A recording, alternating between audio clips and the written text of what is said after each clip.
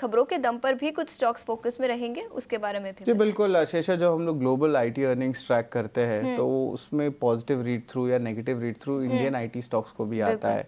तो cap Gemini के भी नतीजे आए हैं, मिक्स्ड है। कोई कमेंट्रीज कह रहे हैं कि डिस्क्रिशनरी में जो है पिकअप आ रहा है आपके कंजम्पशंस में, तो देख सकते हैं मिले जुले जो है ट्रेंड्स देखने मिल रहे हैं। पर आईटी स्टॉक्स पे नज़र रखिएगा, एग्जैक्ट क्या इम्पैक्ट आता है उसके सारी डिटेल्स जो है हम लेके आते रहेंगे आपके पास। गुजरात गैस, पेट्रोनेट, एलएनजी, इस पे भी नज़र रखिएगा। यहाँ पे सीएलएससी की एक रिपोर्ट छोटी सी आई जहाँ पे उन्होंने कहा कि जो स्पॉट प्राइजेज है आपका एलएनजी का, वो लगभग 21% बढ़ सकता है ईयर ऑन ईयर बेसिस पे। ये बड़ा नेगेटिव है इन दोनों स्टॉक्स के लिए।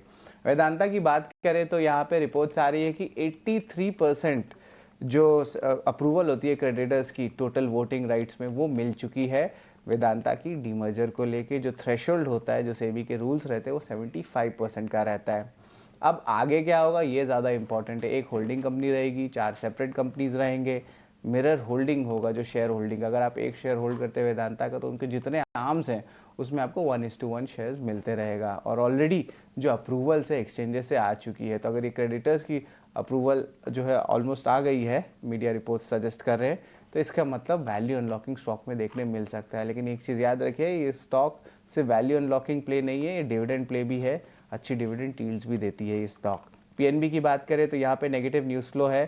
कल हमने कर्नाटक बैंक में देखा था जहाँ पे यूपीएस ट्रांजैक्शंस जो हुई थी डिस्क्रिपेंसी, और आज एक और इशू एक बैंक में आया है जहाँ पे बोरोल फ्रॉड हुआ है एक बोरोर का 271 करोड़ रुपीज़ का। हालांकि बैंक ने प्रोविजंस बना लिए हैं। भारती एयरटेल कल अहम ब्लॉक डील था, बाजार में बहुत बातचीत हो रही थी, प्रमोटर्स ने भी लगभग 0.8% स्टेक की बिकवाली की। लेकिन सवाल उठता है कि बायर्स कौन थे, ये ज़्यादा इंपॉर्टेंट होता है जब हम फॉलो ऑन न्यूज़ देखते हैं कोई भी ब्लॉक डील का। तो यहाँ पे दो चीज़ सामने आता है, एक है जीक्यूजी पार्टनर्स, दूसरा है फिडेलिटी इंटरनेशनल। ये दो बड़े बायर्स जो हैं एंटर किए हैं भारतीय एयरटेल में। कॉनकॉर की बात करें तो लगभग 700 करोड़ का बड़ा ऑर्डर आया है एक रेलवे पीएसयू से, तो उस पर भी नज़र रखिएगा। और फार्मा स्पेस ऑफ कोर्स आज जो है नेगेटिव रिएक्शन फार्मा स्टॉक्स पे देखने मिल सकता है, क्योंकि कमेंट्री जो है ग्लोबली वो नेगेटिव आ रही है, टैरिफ्स लग सकते हैं फार्मा में और ये सारी जो बात हो रही है। लेकिन इसके अलावा अगर डोमेस्टिकली भी बात करें तो दो नेगेटिव न्यूज़ है। मैं पहला बताऊंगा आपको पिरामल फार्मा का, यूएस एफडीए की इंस्पेक्शन हुई महाराष्ट्र में, 6 ऑब्जर्वेशंस आया। वही औरबिंदो फार्मा की भी बात करें तो यूएस एफडीए से 5 ऑब्जर्वेशन उनके आंध्र प्रदेश के प्लांट में आए। तो दोनों ही फार्मा स्टॉक्स में जो है एडवर्स न्यूज़ देखने मिला है। अब चलिए फार्मा से रुख चेंज करके टाटा स्टील की तरफ चलते हैं। यहाँ पे एक पॉजिटिव न्यूज़ फ्लो, और ये बहुत दिनों के बाद पॉजिटिव न्यूज़ फ्लो आ रहा है टाटा स्टील में।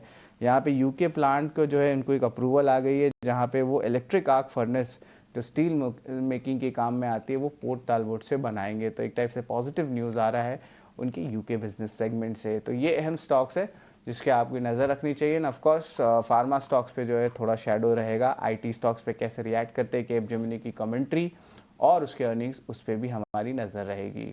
बिल्कुल, तो मेटल सेक्टर से टाटा स्टील और वेदांता, इसके अलावा आईटी, ऑटो, फार्मा, कई सारे सेक्टर्स जहां पर एक्शन दिखेगा। शरद, शुक्रिया पूरी डिटेल्स के साथ हमारे साथ जुड़ने के लिए।